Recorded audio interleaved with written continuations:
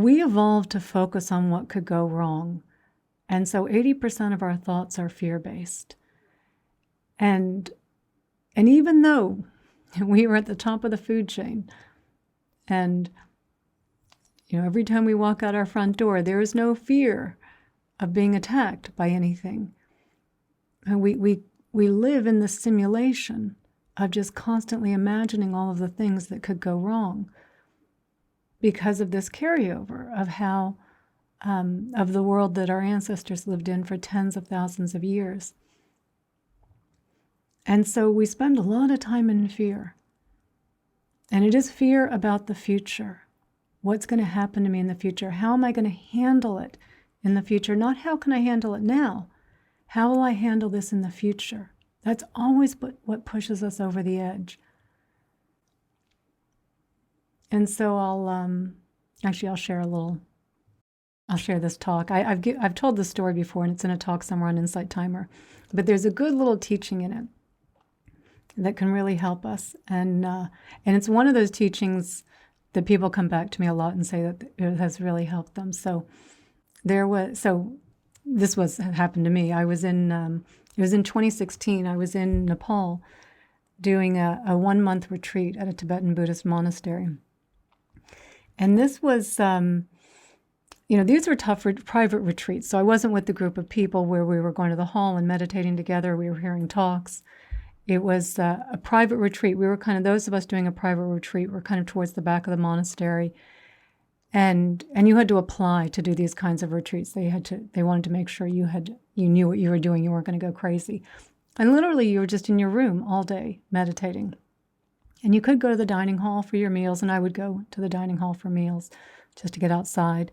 But you were in silence. You weren't supposed to be engaging with anyone there that was on kind of the bigger group type retreats. And I can't remember exactly now. It's like the 6th or the 7th day. And I had just finished my first sitting of the day, and I was doing a little yoga. And I remember my mind started wandering. This is why we have to be so careful, even when it's wandering in a good way. So it starts wandering, and I'm starting to think about, okay, it's been, let's say it's 6 days. I'm on the sixth day of the retreat, and I'm doing pretty well. And I was realistic that this was going to be a tough retreat. But I was really thinking about it you're doing all right. You've got your routine. You kind of know when you're, doing all the different, what time am I meditation? When am I doing some yoga? When am I doing some study? And it's you're not doing too bad. And I thought, okay, so I got 24 days left to go. I got this in the bag, no problem. And then, because my mind's already wandering and kind of thinking, it starts scanning. And I thought, oh, well, hang on. There's 31 days. This was in August. I'm like, there's 31 days in August. So actually the retreat's 31 days, not 30 days. So, okay, there's 25 days left of the retreat. And then my next thought was, but hang on, you're not leaving August 31st, you're leaving September 2nd. So I'm like, oh, what? Oh my God. So actually now there's 27 days left of the retreat.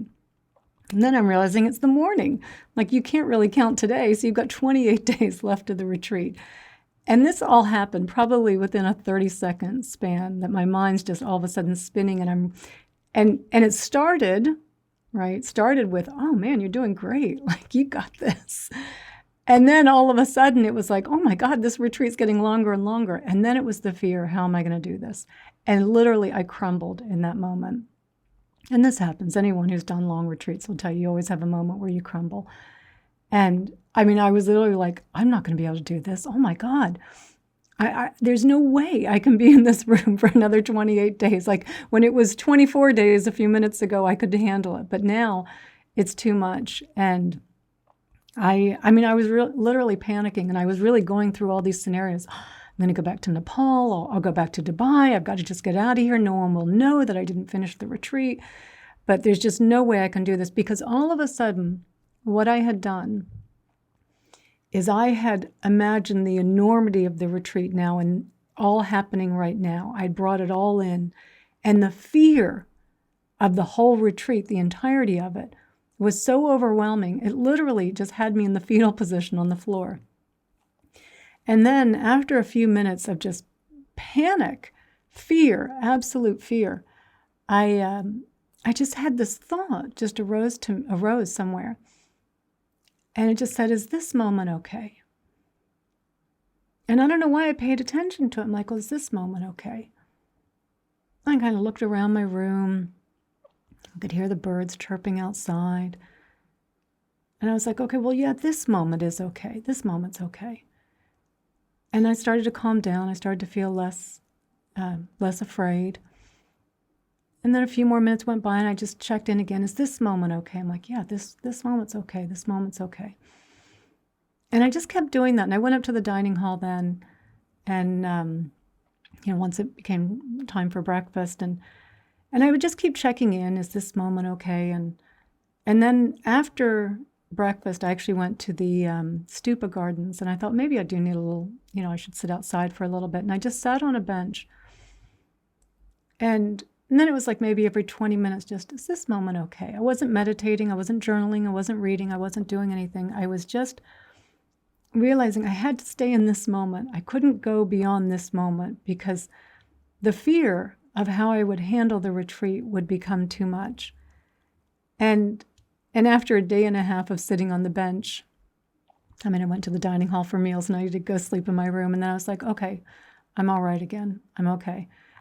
And of course, it was a good lesson. It was a big breakthrough. It was a deep insight into seeing just how quickly your mind can spiral out of control about something that's not even happening. The entirety of the retreat was not happening. It was just this moment. And so, just those 4 simple words, is this moment okay? As a good way to bring us back. And when you ask the question, is this moment okay? Like really answering it by like looking around your environment, hearing the sounds, feeling where your body is, if you're sitting against a chair, any smells, any tastes, of just grounding yourself back here, because this moment is always okay. It's the fear of how will I handle it in the next moment. That's what throws us over the edge. And that's what we do so much in fear. In relation back to your comment there about Sue, about facing fears. We're usually not facing the fear in this moment. We're just imagining how we're going to feel about it in the future. And that's what throws us over the edge. And so the more that we can come back to this moment, trusting the breath, the peace in this moment, asking ourselves, is this moment okay? It is almost always okay. Even if you are in the midst of maybe some grief or sadness, you've just lost someone. Because again, it's like the fear of how will I handle this in the future? How will I handle this grief in the future? Don't worry about that. Just, I can handle it now. I can be with the grief and the sadness in this moment. And this moment may not be, okay, but I can handle it in this moment.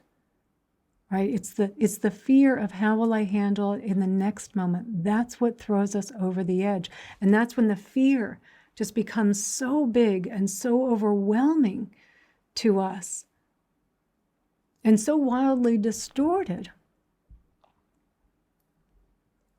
And then it topples us over and we panic. And we let the fear rule us in that moment. We become limited, small, helpless little beings. And what we're trying to do is to live more in the present moment, to trust this more than our thoughts. On that retreat, it took 2 minutes for me to go from, wow, you got this, to on the floor, how can I get out of here? Right? Because of the fear of the future. But we have to be careful because it is the wandering mind. Even when the mind starts wandering out in a good way, when we start giving ourselves a little pat on the back, good job, you got this. Oh, just wait. Like that's how quickly it will go. So it's really, this is again why we're trying to be here in this moment.